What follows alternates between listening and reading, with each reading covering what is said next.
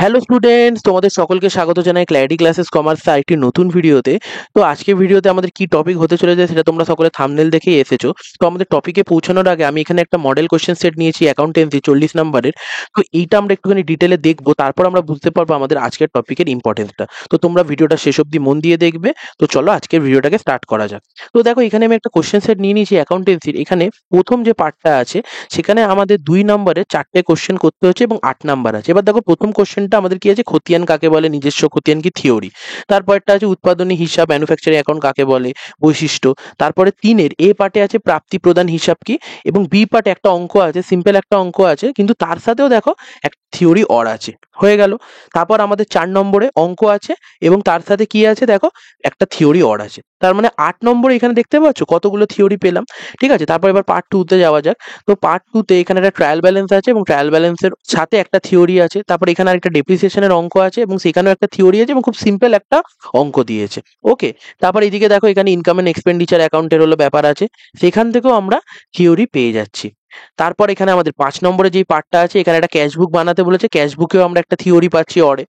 এইটা করতে হবে বা থিওরি করতে হবে। তারপর বিআরএস এ কোনো থিওরি পাচ্ছি না, এবং এখানে আমাদের সিঙ্গেল এন্ট্রি সিস্টেম আছে, সেখানেও থিওরি পেয়ে যাচ্ছি।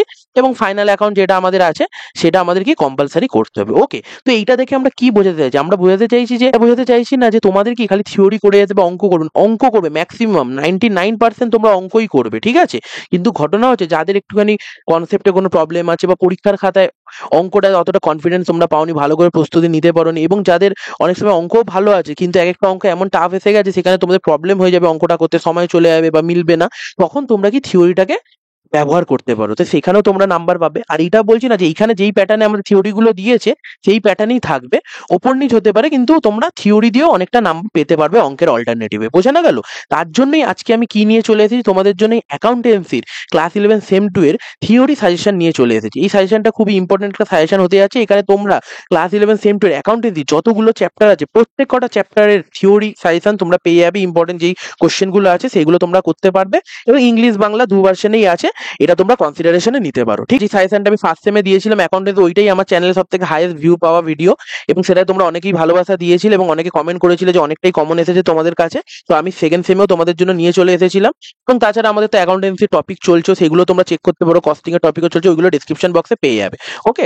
তো ফার্স্ট চ্যাপ্টারে আমাদের কি আছে, লেজার থেকে। তো প্রথম কোশ্চেন কি আছে, খতিয়ান কাকে বলে এবং খতিয়ানের বৈশিষ্ট্যগুলো, এইটাও খুব ইম্পর্টেন্ট কোশ্চেন, ঠিক আছে।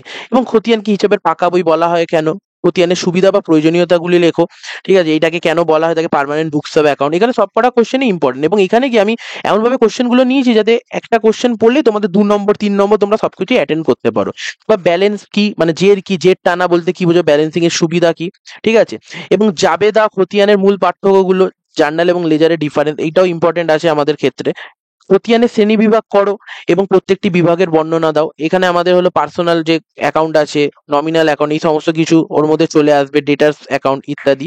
এবং এক্ষেত্রে ডেবিট, যে মানে ডেবিট ব্যালেন্স, ক্রেডিট ব্যালেন্স এবং জিরো ব্যালেন্স কি, এইগুলো আলোচনা হয়ে যাবে। তো এই কোশ্চেনগুলো আমাদের ইম্পর্টেন্ট আছে, আর এই কোশ্চেনটাও ইম্পর্টেন্ট খতিয়ান থেকে, খতিয়ানকে হিসাবের পাকা বই কেন বলা হয়ে থাকে। ঠিক আছে, এইটা খতিয়ান থেকে গেলে, এটা তোমরা স্ক্রিনশট নিয়ে নাও সবাই। তারপর আছে ক্যাশবুক থেকে। ক্যাশবুকের কি, মানে নগদান বই বলতে কি বোঝার, বৈশিষ্ট্যগুলো, কত ধরনের ক্যাশবুক হয়ে থাকে, সুবিধা প্রয়োজনীয়তা কি। নগদান বই হলো জাবেদায়িত খতিয়ান, আর cashbook is a journalise ledger, এটাও ইম্পর্টেন্ট কোশ্চেন। খুচরো নগদান বই কি, খুচরো নগদান বইয়ের বৈশিষ্ট্য, পেটি ক্যাশবুক কি, খুচরো নগদান বইয়ের সুবিধা ও প্রয়োজনীয়তা। অগ্রদত্ত পদ্ধতি কাকে বলে, ইমপ্লিস সিস্টেম, এইটাও খুব ইম্পর্টেন্ট কোশ্চেন, এটাও আসতে পারে। নগদ হিসাব খাত এবং নগদান বই মানে ক্যাশ অ্যাকাউন্ট এবং ক্যাশবুকের মধ্যে পার্থক্য, এইটাও ইম্পর্টেন্ট কোশ্চেন। ঠিক আছে, এগুলো যেগুলো দাগ দিচ্ছি এগুলো ভালো করে পড়বে, আর ওভারঅলে তো তোমরা পড়বে। ঠিক আছে, এই পার্টটা তোমরা দেখে নাও, স্ক্রিনশট নিয়ে নাও। তারপর আমাদের আছে কি, ট্রায়াল ব্যালেন্স, রেওয়া মিল্কের বৈশিষ্ট্য। রেওয়া মিলে ধরা পড়ে না এমন ভুলগুলো আলোচনা করতে। রেওয়া মিল প্রস্তুত করা কি বাধ্যতামূলক, রেওয়া মিল কি হিসাব কাজ, এটা হলো যুক্তি দাও। এগুলো ইম্পর্টেন্ট কোশ্চেন রেওয়া মিল থেকে, এগুলো খুবই ইজি কোশ্চেন, তোমরা 2-3 বার করে রিডিং মেরে দেবে, দেখবে বুঝতে পেরে যাবে। ঠিক আছে, তোমাদের যে যার বই আছে রিডিং মেরে দাও। আর যদি কিছু বুঝতে অসুবিধা হয়, কোনো কোশ্চেন না পাও, সেটাও কমেন্ট করতে পারো যে এর উত্তর চাও কি চাও না, সেটা নিয়ে আমি ভিডিও বানিয়ে দেবো। ওকে। তারপর আমাদের আছে রেকটিফিকেশন অফ এরার্স থেকে। এখান থেকে তো ম্যাক্সিমাম কোশ্চেনই আসার কথা, মানে ম্যাথগুলোই করে আসার কথা, কিন্তু এক্ষেত্রে আমি কয়েকটা নিয়েছি, যে ভুল সংশোধনের দাখিলা কি, নীতিগত ভুল, এই যে এই পার্টটা খুব ইম্পর্টেন্ট, নীতিগত ভুল, পরিপূরক ভুল, বেদাখিলার ভুল, ঠিক আছে, principle error, compensatory error, error of omission, একদিকের ভুল এবং দুই দিকের ভুল বলতে কি বোঝো, দুটি ভুলের উল্লেখ করো যা রেওয়া মিলকে প্রভাবিত করে না। এটা আমাদের কি রেকটিফিকেশন অফ এরার্স থেকে গেল।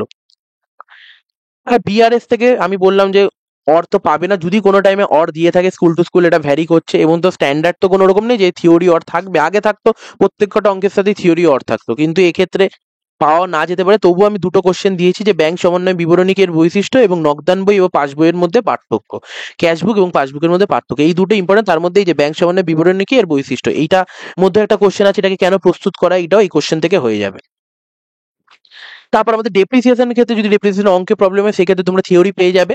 অবচয় কি এর বৈশিষ্ট্য, এটা সম্পত্তি অবচয়ের মূল কারণ কি, এটাও ইম্পর্টেন্ট।